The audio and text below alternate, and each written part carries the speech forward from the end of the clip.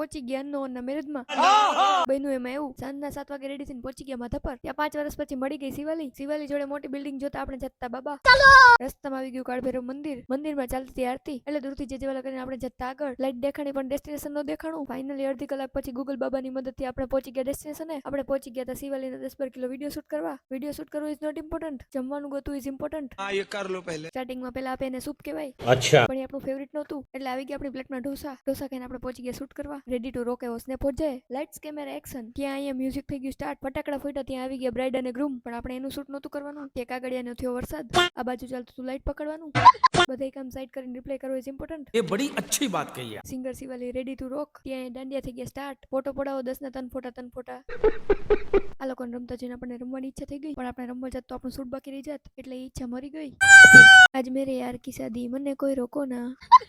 કોઈને રમતા રોક્યા નહીં, એટલે વાગી ગયો એક. ઇટ્સ ટાઈમ ટુ ઘર ભેગા થવાનું. ફાઇનલી આપણું શૂટ થઈ ગયું ડન, એટલે આપણે જઈ ઘરે. ત્યાં સુધી તમે લોકો ફોલો કરી લ્યો.